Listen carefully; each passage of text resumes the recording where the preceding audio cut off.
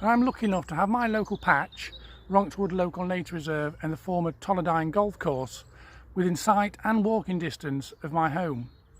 I'm now halfway through my second full year of recording the species on this patch since moving down to Worcester in September 2019, and so far I've recorded 68 species, which for an area of grassland and shrubby hedgerows and a few mature trees I don't think is too bad. My reason for doing this video is I write an article for Worcester News, a monthly article for Worcester News, detailing my bird watching, and I also have a Facebook page which I'll put a link to below in the description. But I wanted to show you what I find fascinating about this place, and you can see the habitat other than just the photographs of the bird I take. Especially important now as part of the golf course is under threat of development. So I hope you enjoy the video. Give us a like. I will put it, like I say, it's on my YouTube channel. It's the first video on my YouTube channel, and I'll probably add a few more later on. So I'm going to enjoy the morning.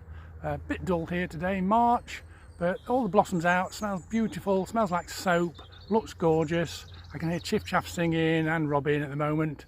So yep, I'll crack on and enjoy the video.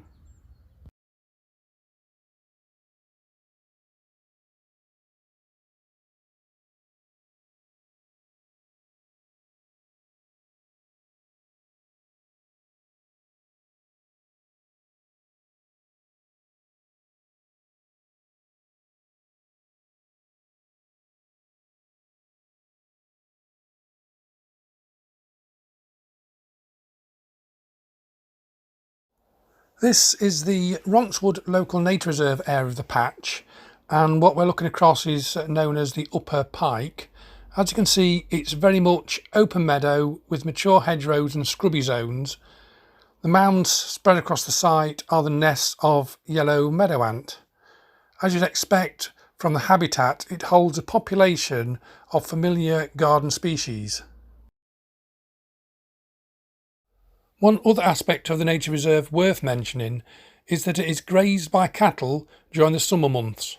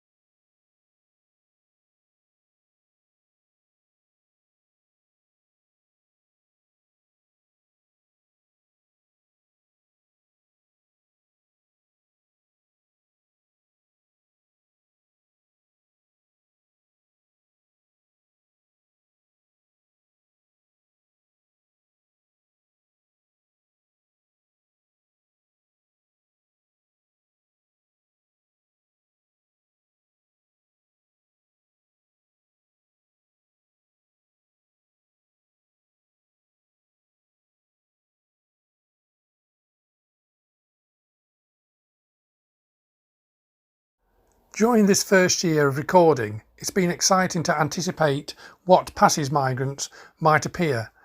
At the end of August, I was thrilled to get a really brief glimpse of a male redstart. Even better was this female redstart on the 4th of September, along this hedgerow between the pikes. You can imagine my joy over having prolonged and close views of this upland and oak woodland specialist.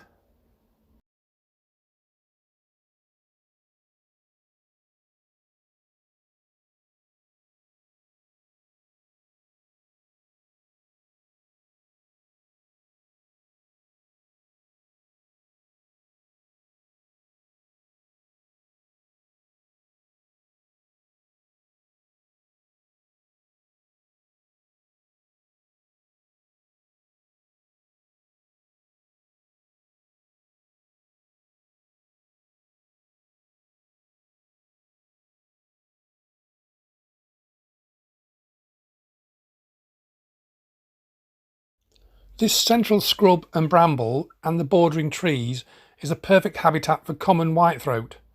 I've also spent much time trying to catch a glimpse of the skulking lesser whitethroat, which usually prefers to sing from the depths of the bushes.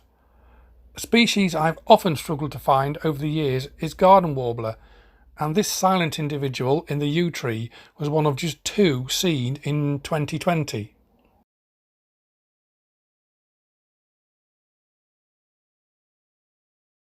In this view, looking up Upper Pike, you can appreciate how much the elevation changes. Ronkswood is bordered on the eastern and southern edges by the high ground of the golf course and housing estate.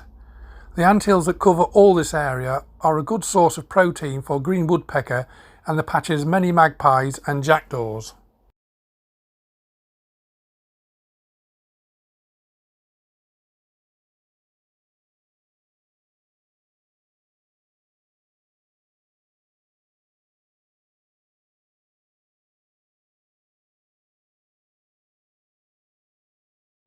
The interest in this, the lower pike, lies with the wooded hillside and brambly border, good for all the usual suspects, as well as redwing in winter.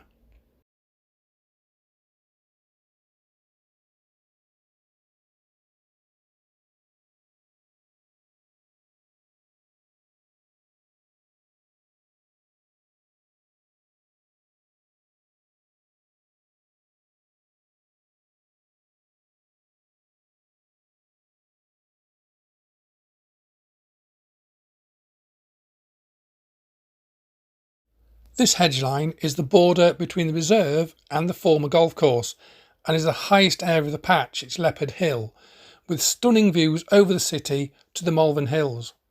Whitethroat breed in the scrub and the prominent bushes are excellent singing posts for the males. In May 2020, 3 males were belting out their scratchy song along this 200-metre stretch.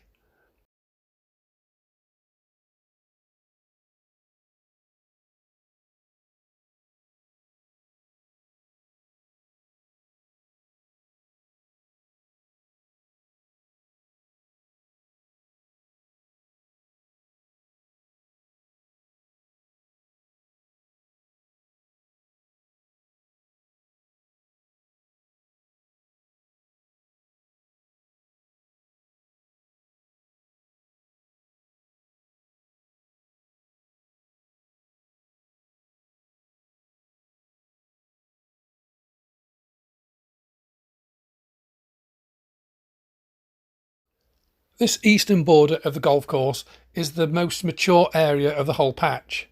It's one of the areas on the patch where stock dove are always seen, and of course the conifers close by hold coaltit and goldcrest.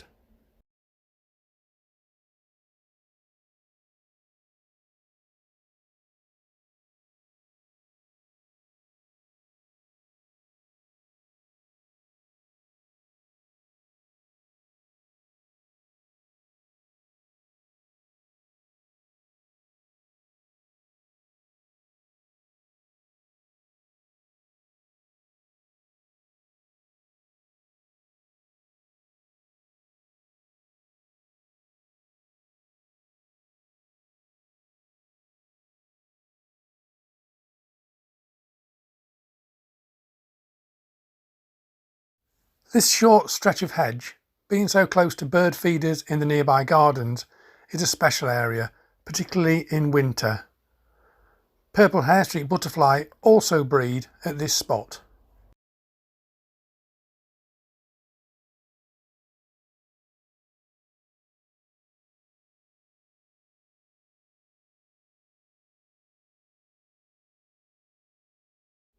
This is Darwin Field, which, as I record this, is still under threat of development. The southern facing slope has produced 3 surprises to date. In late June, I discovered a colony of marbled white butterfly spread across the whole slope. And birdwise, it has hosted visits from a female wheatear in May and a male stonechat in October.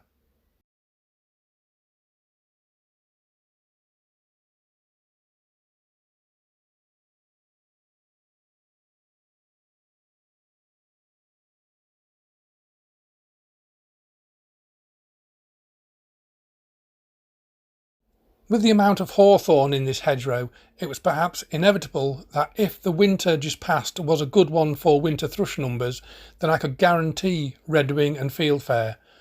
Redwing have hung around all winter, moving elsewhere on the patch once these bushes were stripped, but fieldfare have been a not infrequent visitor. The hedge rind and the area close by is also favoured by wintering chaffinch.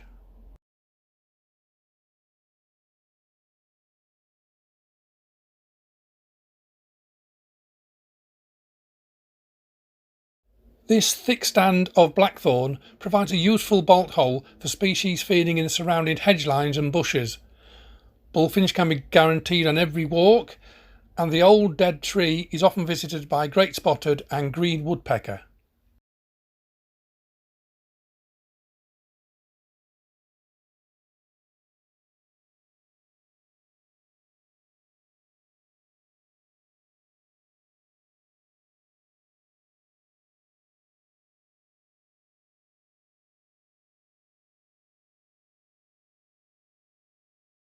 Another productive area.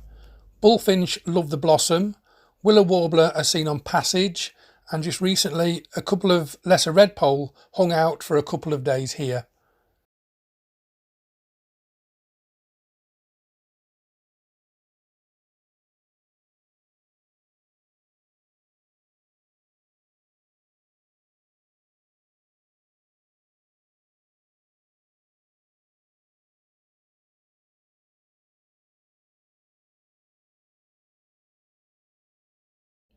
Another area I'll be keeping an eye on after spotting a few spotted flycatcher favouring this area in August whilst moving through back to their African wintering grounds.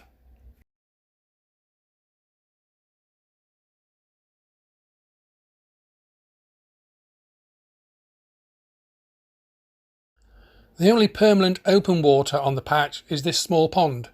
It's home to frogs, but the bird life has so far been limited to pied and grey wagtail, and a pair of mallards seem to use it as a roost.